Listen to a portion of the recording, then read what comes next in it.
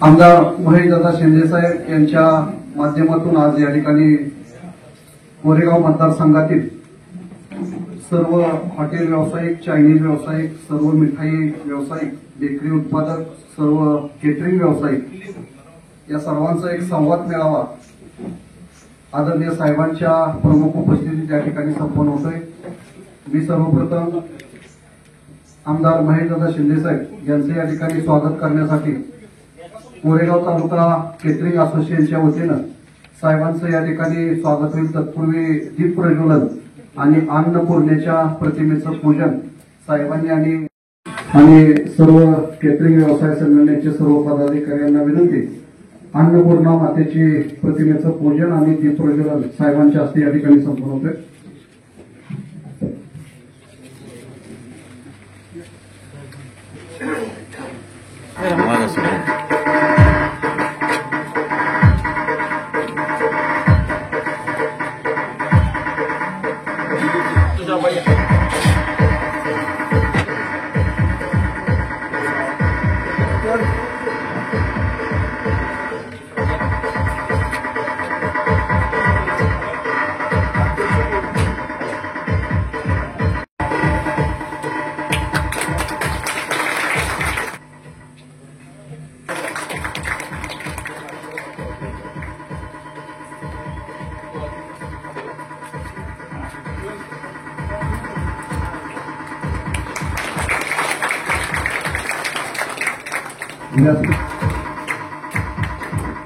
व्यावसायिक, हॉटेल व्यावसायिक आणि केटरर्स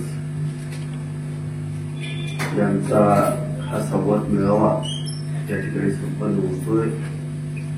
या मेळाव्याला उपस्थित असणारे जिल्हा बँकेचे संचालक, माजी मार्गदर्शक सुनील खत्री साहेब, प्रथम नगराध्यक्ष राजाभाऊ बर्गे, आमचे भाजपचे ज्येष्ठ नेते सरकारी मंत्री संतोष जाधव, उपस्थित असणारे आमचे तालुका हेल्थ ऑफिसर PHO साहेब, इकडे वेलवेटेवर साहेब असतील किंवा आमच्या असोसिएशनचे अध्यक्ष कुंभार असतील, आमचे आचार्य असोसिएशनचे मक्कर असतील किंवा त्यांचे सर्व सहकारी असतील, पत्रकार बंधू, विशेषतः या ठिकाणी उपस्थित असणाऱ्या अजित बर्गे, आमचा संतोष दादा नलवडे आणि सर्वच मान्यवर। तर तुम्ही म्हणणार हे साहेबांना कुठलंही इलेक्शन नाही, काय नाही, कशासाठी आम्हाला इथं बोलवलं, की साहेब काय करेल याची गॅरंटी मला सगळे म्हणतात। तुम्ही जाता जाता एखाद्याच्याकडे बघितलं तर त्याला वाटतंय बहुतेक इथं नक्की काय ते साहेब निवडून करणार आहे, रस्ता करतोय, सगळ्यांना भीती वाटते। आज तुम्हाला बोलवण्याचा उद्देश अत्यंत महत्वाचा। आपली संस्कृती महान संस्कृती आहे आणि त्या महान संस्कृतीतला एक महत्वाचा घटक म्हणून तुम्हाला मी या ठिकाणी बोललो। कुठल्याही व्यक्तीला, कुठल्या जातीचा, धर्माचा असू द्या, कोणी असू द्या, हिंदू असो, मुस्लिम असो, ख्रिश्चन असो, ईसाई असो, कोणी असो, ज्याला आनंद झाला की पहिल्यांदा तो काय करतो, स्वतः खात नाही, पुढच्याला गोड खायला।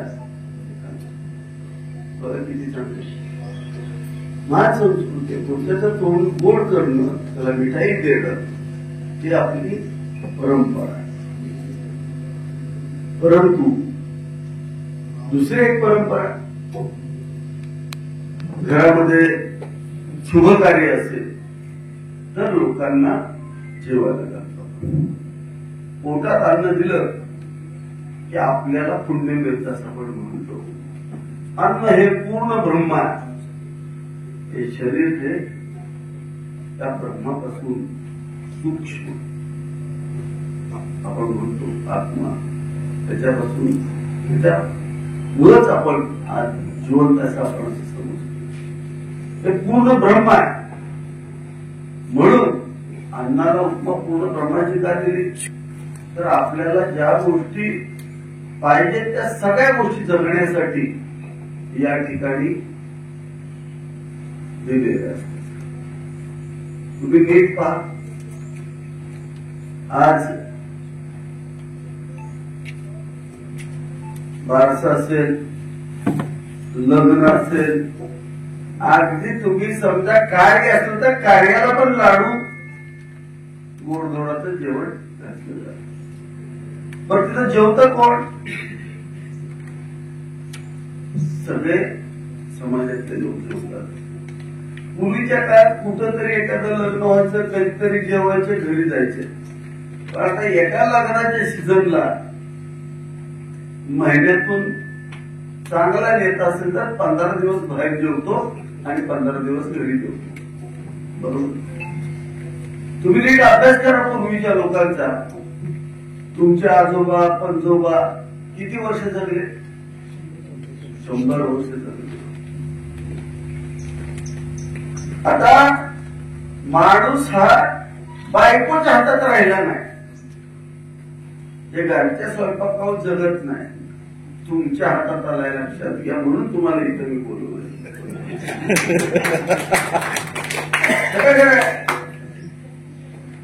आम्हाला आनंद झाला की पुढच्याचं भलं करायचं, वाटलं करायचं तुमच्याच हातात आहे.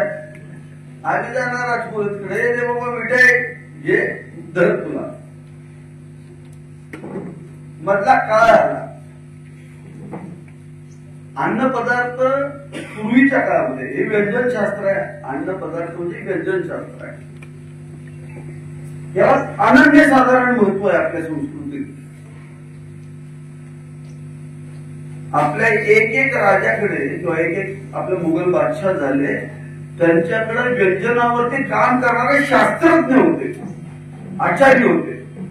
ते फक्त चव कशी करायची, आरोग्यदायी कसं द्यायचं याच्यावरती अभ्यास करणारे ते लोक होते आणि निष्णात लोक होते. हे शास्त्र आपल्याकडं, प्रगत शास्त्र आपल्या देशामध्ये होतं. आता तुमच्यावरती मोठी जबाबदारी आहे. काळ बदललाय. लोकांना चव पण चांगली पाहिजे, दिसायला पण चांगलं पाहिजे. अन्न हे दिसायला चांगलं पाहिजे, निश्चित पाहिजे. त्यासाठी तुम्ही नवनवीन प्रकार शिका. तुमची कार्यशाळा जर एखादी 5 स्टारचे शेफ आणून करायचे असेल तर ती आपण घेऊया. परंतु हे सगळं करत असताना आमच्या सगळ्यांची माफक अपेक्षा येत आहे. आज आपल्या हातातून कुणाचं आयुष्याला दुःख पोहोचलं.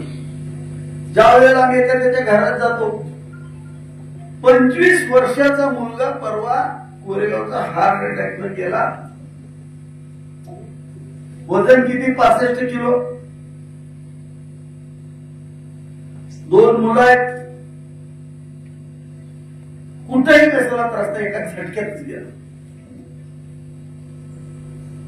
जबाबदार कोण? काहीतरी बदलती जीवनशैली असेल त्यानं जबाबदारी घेतली पाहिजे, किंवा हे दूर करण्यासाठी तरी सगळ्यांनी प्रयत्न केला पाहिजे. आज तुम्ही पण आहात घरामध्ये. अकाली जर एखाद्याला अचानकच कॅन्सर झाला म्हणून कळलं तर आपल्यावरती केवढा मोठा डोंगर कोसळतो हे तुम्ही स्वतः पाहिलेलं आहे. आज तुमचा रोल आमच्यासाठी फार महत्वाचा आहे. ज्या पद्धतीनं सैनिक सीमेचं रक्षण करतात आणि देशाचं रक्षण करतात, तसं तुम्हाला आज समाजाचं रक्षण करण्याची जबाबदारी आली आहे. हे मी पूर्ण जबाबदारीनं तुम्हाला सांगतो. तुम्ही म्हणाल कसं काय? आत्ताची जी बदलती जीवनशैली आहे त्याच्यामधलं सगळ्यात एक गोष्ट घडलेली आहे. परवा एक रिपोर्ट आला होता. आपला देश 7,46,000 टन कृत्रिम रंग खातो. किती खातो? 7,46,000 टन. 5,500 कोटी रुपयाचे कृत्रिम रंग आपण खातो दररोज. तर कृत्रिम रंग कुठले? सनसेट येलो, त्याला तुम्ही म्हणता गुलाब, जिलेबी रंग, सिट्रस रेड, लाल रंग, मिठात हिरवा रंग घालता तो त्याच्यात आहे. हे रंग कशापासून तयार करतात हे तुम्हाला माहिती आहे का? पायनॅपल शिरा कशापासून तयार करतात? हे सगळे रंग डांबरापासून तयार केले जातात. त्याला म्हणतात टार बेस्ड ॲझोडाईज. काय म्हणतात? फिनेल आहे ना, फिनेल साफसफाई सांडाची करतो त्याच्यापासूनही तयार केले जातात. त्याला म्हणतात ॲझोडाईज. ज्याला आपण खातो त्याला आपल्या तोंडामध्ये ते रंग विघटन करण्यासाठीची एक बॅक्टेरिया असते, त्याला म्हणतात ॲझोरिडक्टेज बॅक्टेरिया म्हणतात. हे आपल्या तोंडामध्ये आहे. मी जे बोलतो ते रेकॉर्ड होतंय, हे तुम्ही तुमच्या डेंटिस्टला विचारा. आणि ज्या वेळेला ॲझोडाईज आपण खातो त्यावेळेला तोंडामध्ये त्याचं विघटन होतं आणि कॅन्सरस अमाइन त्याच्यातून बाहेर पडतं, एक केमिकल बाहेर पडतं जे कॅन्सरस असतो.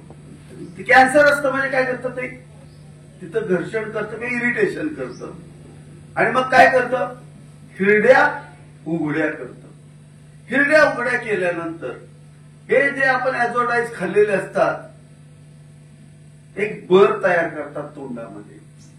बर तयार करतात. तुम्ही रात्री कुठलाही असं एकदम बिर्याणीला मस्तपैकी कलर टाका, एक नंबर झाला, सकाळी खाऊन उठला सकाळी की तोंडामध्ये एक बर आलेली असते, त्याला सामंता बोलतो आपण. आणि त्याला आपल्या ॲलोपॅथीच्या भाषेमध्ये काय म्हणतात?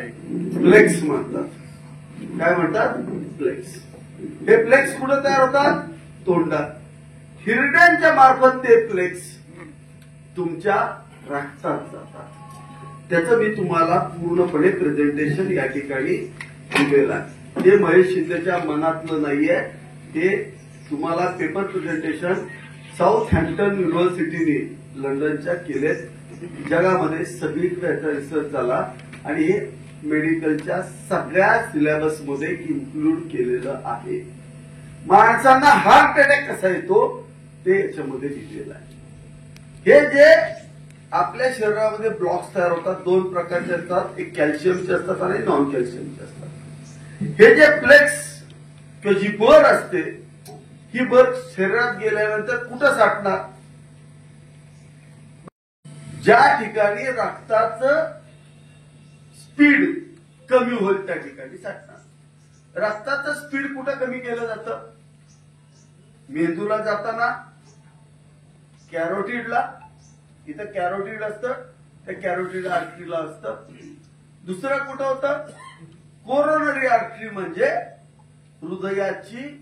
हृदयाला एकदम रक्त गेलं तर हृदयाला त्रास होऊ शकतो, म्हणून तिथं पण एक आपलं असतं. तर त्या कॅरोटिड आर्टरीला सुद्धा, कोरोनरी आर्टरीला सुद्धा स्पीड कमी होतं. ज्या ठिकाणी रक्ताचं स्पीड कमी होतं त्या ठिकाणी हे कण साठायला सुरुवात होतात. बरोबर? आज हे आपण खाल्लेलं जे असतं ते बरच्या स्वरूपामध्ये रक्तात जातं. कुठल्याही प्रकारचं सगळे रिपोर्ट नॉर्मल असतात आणि माणूस एका झटक्यात वर जातो. हे सगळी गोष्ट. हे जे ब्लॉक्स तयार होत आहे त्याचं रूट कॉज हे कृत्रिम रंग आहे आणि तुम्ही हे कुठेही होऊ शकता. हे सायंटिफिक आहे. 7 लाख टनापेक्षा जास्त, 5,000 कोटीपेक्षा जास्तचे रंग आपण खातो. पायनॅपल शिरा घेतो. पायनॅपल असतं का रे त्याच्यात? तुम्हीच सांगा, असतं का? खाऊ वाटतो नाही, पण तो वाईट. आपण आपल्या समाजाला काय देणार यासाठी तुम्ही अंतर्मुख झाला पाहिजे. बिर्याणीला कलर देताय तुम्ही, तो कलर देण्यापेक्षा हळदीला कलर द्या. लाल कलर देता, दुसऱ्या कशाला तरी द्या, पण रंग देताना कृत्रिम रंग द्यायचे नाही ही शपथ आज आपल्याला घ्यावी लागेल. मला अख्ख्या महाराष्ट्राचं माहित नाही, पण माझ्या मतदारसंघाचं माहिती आहे. माझ्या मतदारसंघामध्ये ज्या ज्या ठिकाणी लग्न असतील, समारंभ असतील, त्या ठिकाणी येणारी लोक हे आनंदानं जेवायला येतात. परवा राजाभाऊ आहेत, माझ्याही वाढदिवसाचं जेवण झालं. आपण त्यांना सांगितलं कृत्रिम काही टाकू नका, खूप सुंदर जेवण झालं होतं. काय फरक पडला का? काहीही फरक पडला नव्हता. माझी विनंती आहे, थोडा त्रास होईल, पण जे डब्यात रंगाचे हे फेकून द्या. मी तुम्हाला कागद दिलाय, हा कुठल्याही डेंटिस्ट टॉपच्या दाखवा. हे जर खोट असेल तर तुम्ही म्हणला तर मी गप्प बसतो, मी माफी मागतो तुमची. पण या हे डॉक्टर आहेत, ते सुद्धा हे सांगतील. हे स्वतः एमबीबीएस डॉक्टर आहेत, हुशार आहेत, ते तुम्हाला ते सांगतील. माझी विनंती आहे, काही झालं तर नैसर्गिक जेवढं वापरायला देता येईल तेवढं वापरा. कुठलीही कृत्रिम गोष्ट वापरू नका. इतका भयानक प्रकार आहे. आता एक छोटी गोष्ट सांगतो तुम्हाला. आपण पिवळा कलर जो आता मंजूर केला गेला, तो रंग फळांना देण्यासाठी आहे. फळांना कुठं द्यायचे? बाहेरच्या बाजूला. मोसंबीला बाहेरनं द्यायचे, संत्र्याला बाहेर चकचक चकचक करते. आयुष्यात कुणी मोसंबीच्या झाडावर कधी मोसंबी एवढी चकाकताना बघितली का हो? नाही. कुठेही मोसंबी चकाकताना दाखवा, मी चॅलेंज देतो, चककतच नाही. ही तिथं शेतकऱ्याच्या शेतात चककत नाही, ह्यांच्याकडे आल्यानंतर का हो चकाकते? कारण त्याला एक रंग दिला नसेल. पण त्यांनी म्हणलंय हा रंग कसा द्यायचे? बाहेरून. आत घ्यायला परवानगी नाही. तो जाऊ द्या. तुमचा गुलाब, तो जिलेबीचा जो रंग आहे, सनसेट येलो कलर म्हणतात, तो किती टाकायचे रे? कायद्यातून माहिती आहे तुम्हाला? 2 ppm, पार्ट पर मिलियन, म्हणजे 100 किलोला 0.1 ग्रॅम किंवा 0.01 ग्रॅम. किती? 0.1 ग्रॅम. आपण किती टाकतो? ओके, कमी पडला अजून एक टाक. खट्ट दिसलं पाहिजे. परंतु याच्या पाठीमागे केवढं मोठं सायन्स आहे बघा तुम्ही. हे सगळे रंग आपल्या चतुराष्ट्राकडून येतात, आपल्याला दिले जातात. आज माणसं वर चाललेली आहेत. आपलं व्यंजनशास्त्र एवढं प्रगल्भ होतं की एखाद्याचे आजार बरे करण्याची शक्ती आपल्या व्यंजनशास्त्रात आहे. बघा तुम्ही, तुम्हाला सर्दी झाली तर काय द्यायची? माडगं द्यायची का? ही सर्दी बरी व्हायची. हे व्यंजनशास्त्राचं यश आहे, लक्षात घ्या. आणि व्यंजनशास्त्रातले तुम्ही सगळे पंडित म्हणून इथं बसलाय. आज तुमच्यावरती सगळं अवलंबून आहे.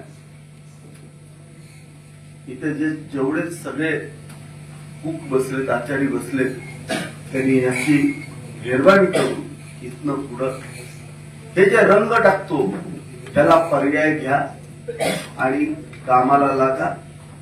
मोसंबीचा ज्यूस काढताना तो बाहेरचा पिवळा कलर आत जाणार नाही ज्यूस मध्ये, तेवढं बघा, कारण तो भयानक वाईट आहे. इथनं पुढं कृत्रिम रंग आपल्या मतदारसंघात कृपा करून वापरू नका. कारण तुमच्याकडे जेवायला आपल्याच मतदारसंघातले आपली पोरण बायका सुद्धा दुसऱ्या लग्नात तुमच्याच हातचं खाऊन येते. तुम्हाला माहिती, दोस्ताच्या हातचं खाऊन येते. त्यामुळे हे सगळं बंद झालं पाहिजे. काही अडचण येणार नाही आणि त्याला काही फरक पडणार नाही. त्यामुळं एवढीच मानसिकता ठेवा. तुम्हाला सगळे मी पेपर दिलेले आहेत, त्याचा अभ्यास करा. जरा इंग्लिशमध्ये त्या मला वेळच मिळाला नाही. सकाळपासून लोक भरपूर असतात. एक मराठीत तुम्हाला अनुवाद करून मी देतो. दुसरी महत्वाची गोष्ट म्हणजे ज्या ठिकाणी गॅसचा डायरेक्ट अन्नाशी संबंध येतो, बेकरीतल्या लोकांना फार महत्वाचा आहे. गॅसचा डायरेक्ट अन्नाशी संबंध येतो, त्या ठिकाणी कॅन्सर चालू होतात. कारण आमचा जो गॅस आहे हा प्रोपेन किंवा मिथेन आहे, ज्याच्यामध्ये हायड्रोजन सल्फाईड घातलेलं आहे. हे जे सल्फर आहे हे जाळल्यानंतर त्याचे सल्फेट्स तयार होतात. बेकिंगला आपण गॅस लावतो त्यावेळेला फार त्रास होऊ शकतो.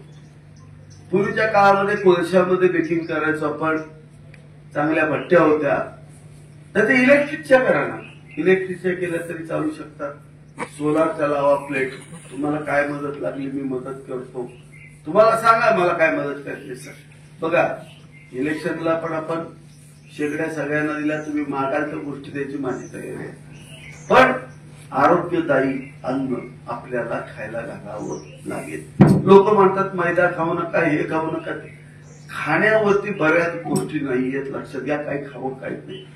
ज्या आपण कृत्रिम गोष्टी घालतोय किंवा जे गॅस डायरेक्टली करतोय, आज बघा सगळ्या सरकारने पण ऍडव्हर्टाईज चालू केलंय की डायरेक्ट गॅसवरती तुम्ही आता चपाती भाजू नका. आता बोलायला लागलेत ना सगळे. मी ज्या वेळेला सुरुवात केली त्याच्यानंतर सगळे बोलायला लागले. या दोन गोष्टी तुम्ही टाळा. जर तुम्हाला पुलके करून द्यायचे ते एखाद्या लग्नात, तुम्ही थोडासा त्रास करून इलेक्ट्रिकच्या शेगडीवरती नवीन प्रकारचे कोळसे मिळतात, माहितीये तुम्हाला. ते कोळसे ठेवायचे त्याच्यावरती द्यायचं. चव पण चांगली लागते आणि सगळंच व्यवस्थित. तुम्ही तुमच्यात काय बदल घडवायचे ते घडवा. पण आपल्या मतदारसंघामध्ये अकाली मृत्यू टाळण्यासाठी जे जे काय उपाय करता येतील ते उपाययोजना आज आपण करतोय. त्याचा भाग आणि त्याचा प्रमुख योद्धा म्हणून मी तुमच्याकडे पाहतोय. तुम्ही या गोष्टी करा. पुढची एक गोष्ट तेलाच्या बाबतीत. तेल टाकतोय, डालडा टाकतोय. तुम्ही जर एक तेलाचा अख्खा डबा टाकत असाल तर तुम्ही अर्धा तेलाचा डबा टाका, पण घाण्याचंच तेल शेंगाचं मागवा. तुम्ही त्याला 3,000 रुपये त्याचं बजेट असेल, त्या 3,000 रुपये मध्येच पण घाण्याच्या तेलामध्ये करा.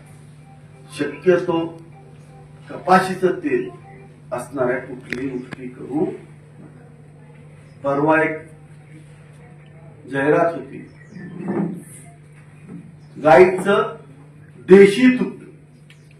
देशी गाईचं तूप नाही, गाईचं देशी तूप. किती रुपये रे किंमत त्याची किलोला? 750 रुपये किलो. तूप किती रुपये किलो ना? 750. बघा तुम्ही 1 किलो तूप तयार करायला किती लिटर दूध लागतं? 30 लिटर. चेक करा तुम्ही, बरोबर आहे का? 1 किलो तुपाला 30 लिटर दूध लागतं. 30 लिटर दुधापासून 1 किलो तूप. देशी गायच्या दुधाचा दर आता किमान 120 रुपये, 100 ते 120 रुपये, बरोबर. 3,000 रुपयाचं दूध, 3600 रुपयाचं दूध घेऊन 750 ला देणारे महाभाग आपल्याला शोधले पाहिजे किलोला.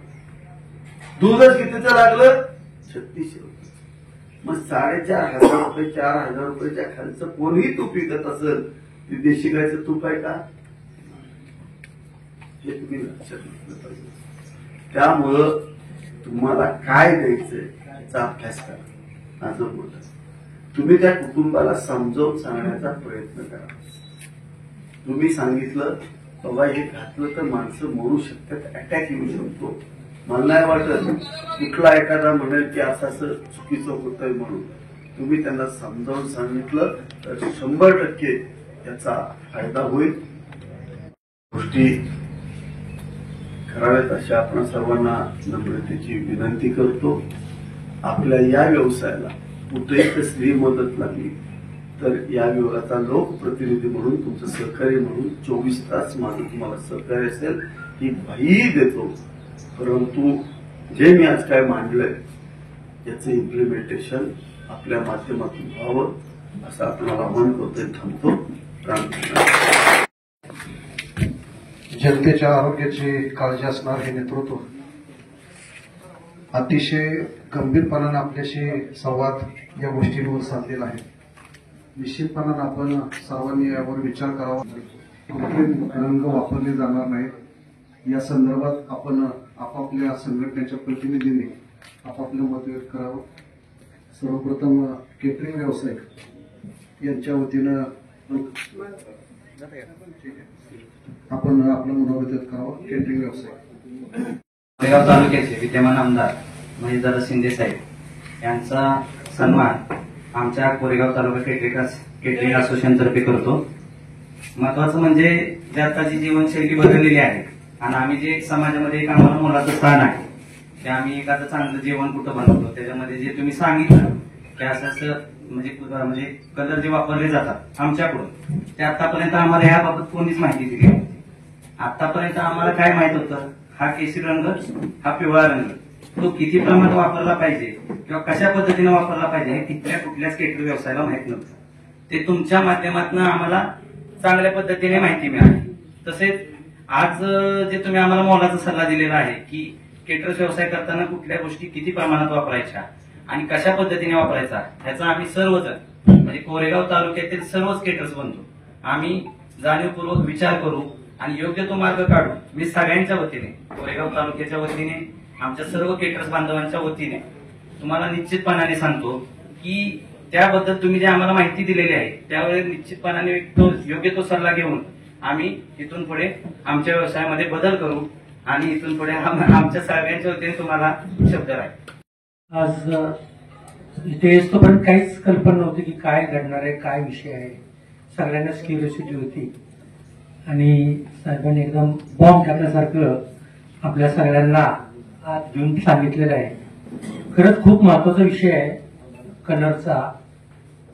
खरं माहिती पाहिजे. खरं म्हणजे आपण हा व्यवसाय करतो तर प्रत्येकाची जर रेसिपी तुमच्याकडे असतील त्यामध्ये कलर किती वापरायचा, साखरेचं प्रमाण तुम्हाला माहिती आहे, सोड्याचं प्रमाण माहिती आहे, बेकिंग सोडा माहिती आहे, म्हणजे सगळ्यात प्रमाण माहिती आहे, कितीला किती टाकायचे सगळं माहिती आहे.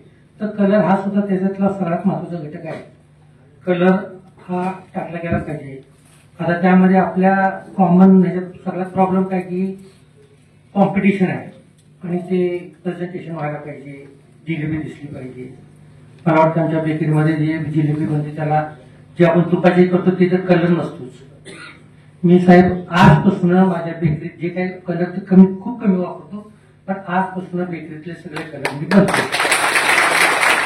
त्याच्या मिठाईमधले सगळे कलर बंद असतील आणि जे काय असेल ते सिस्टमॅटिक म्हणजे आपण सगळ्यांची ती माहिती करून घ्या की आपल्याला हा रंग आणि काय फरक. मी सांगते कशासाठी, मी बंद केलं मग तुमचा कलर चालू आहे, त्यांचा कलर चालू आहे, सगळ्यांनीच बंद केलं तर ते दिसत नाही आणि तो कलर वापरतो त्याचं ते दिसतं. म्हणजे ज्यावेळेस सगळ्यांना कलर की कलर वापरणं हे हानिकारक आहे आणि आपण कुणीच वापरत नाहीये तर त्याचा इफेक्ट होणार आहे आणि ती कॉम्पिटिशन पण राहणार नाही. असं एक मला त्यात सांगावं वाटतं की कारण ते आणि तेलाच्या बाबतीत पण साहेबांनी सांगितलं की खूप महत्वाचं आहे. तेल सुद्धा आपण जे रिसायकलिंग करतो किंवा तेल करतो तर ते सुद्धा आपण खूप काळजी घ्यायला पाहिजे. तेल वारंवार गरम करणं उकळणं हे थोडं टाळलं पाहिजे. आणि मला सांगायचं आहे की तुम्ही 1 किलो तेल शिल्लक राहिले, तुम्ही 15 किलोचा डबा घेतलाय किंवा 10 किलो वापरताय त्यातले 1 किलो शिल्लक राहिले आणि परत नवीन डबा येतो आणि नवीन डबा त्या 1 किलोच्या तेलात तुम्ही टाकतो. 15 किलोचा डबा टाकला तर ते 15 किलो तेल खराब झालं असं मला म्हणायचं. विरजण लावल्यासारखं आपण जे म्हणतो काय तर ते तेल बाजूला काढा, ते डिस्पोज करा. त्याला पण आता तुम्ही म्हणता साहेब ते डिस्पोज साठी काहीतरी करायला पाहिजे. आपल्याकडे जे बऱ्याच त्याची वेस्ट येतं ते आम्हाला कळतच नाही काय करायचं. हा ते विकत घेतात तर आपल्याला ती सोय नाहीये. तर अशा पद्धतीची काही जर सोय केली तर आम्हाला ती वेस्ट आहे भले ते नॉमिनेट डिस्पोज करायला आम्हाला कुठे फेकायचा हाच मोठा प्रश्न आहे. तेल राहिलेलं कढईत राहिलं तर ते तेल सुद्धा आपल्याला करायचं. ते दोन्ही गोष्टी साहेबांनी खूप सांगितल्या. रंग मी तर बंद केलेला आहे, तुम्ही लोकांना पण आवाहन करतो. आणि तेलाचा जो विषय आहे तो सुद्धा सगळ्यांनी घ्या. कारण तेल हा मिक्स करू नका. जे राहिलेलं तेल आहे ते वेगळ्या कामासाठी वापरा आणि चांगल्या खराब तेलामध्ये अख्खा डबा तेल दुसरं वापरायचं एवढं मला सांगितलं नाही. आपल्याला आता मार्गदर्शन केलं कलरच्या बाबतीत ते किती हानिकारक आहे. ऍक्च्युली आपल्याला काहीच माहित नव्हतं, ही कल्पनाच नव्हती आपल्याकडे की बा आपण कलर वापरा. आणि लिटरली हे हॉटेल व्यावसायिक आहे, आपण ते कलर वापरत होतो आतापर्यंत आणि आपल्याला समजवणारं कोण नव्हतं. आणि आता जे एक कल्पना दिली की वेलवेटर साहेबांनी की आपण जे कॉम्पिटिशन आहे आता मी बंद केला तरी हे वापरणार, ते झालं की ते वापरणार. याची एक शपथच घेऊया आपण की आपण कलर वापरणार नाही. आणि जर एखादा समोरचा म्हणत असेल की बाबा केटरिंगवाला असेल, हॉटेलवाला, अरे बरोबर दिसत नाही, याला पर्यायी आहे. आपण हिरवा कलर चटणीमध्ये टाकतो. आज मी चटणी बनवतो ते हिरवा, तर कोथमीर जास्त वापरूया, पुदिना वापरूया जास्त, पालक मध्ये वापरूया. त्यात एक म्हणजे ही बी आरोग्यासाठी ते चांगलंही राहील. आणि खरं गिरायकाला ती पटवून सांगूया, थोडा त्रास होईल आपल्याला. जास्त करून हॉटेलपेक्षा मिठाई व्यवसायात जास्त कलर वापरला जातो, परत केटरिंग मध्ये. आणि खरंच आपण हे साहेबांचे एक शब्द देऊया सगळ्यांनी मिळून की आता आजपासून आपण कलर हा वापरला नाही, आणि शपथ घेऊया असं मला वाटतं. बरोबर? खरंच आम्ही तुम्हाला एक शब्द देतो सगळ्यांच्या वतीनं की आजपासून आम्ही कलर वापरणार नाही. आणि जो एक समोरच्या आपल्या गिरायकांनाही आपण ते पटवून सांगू की आपल्या शरीरासाठी ते किती हानिकारक आहे. काय थोडा त्रास होईल, जास्त नाही, 6 महिने त्रास होईल, पण एकदा जर सगळ्यांना कळालं की नाहीच कुठे कलर वापरला जातो, शेवटी ते गिरायक येणारच आहे आपल्याकडे. हे 2 शब्द सांगतो आणि तुम्हाला गवाही देतो की आजपासून आम्ही कलर घेतो.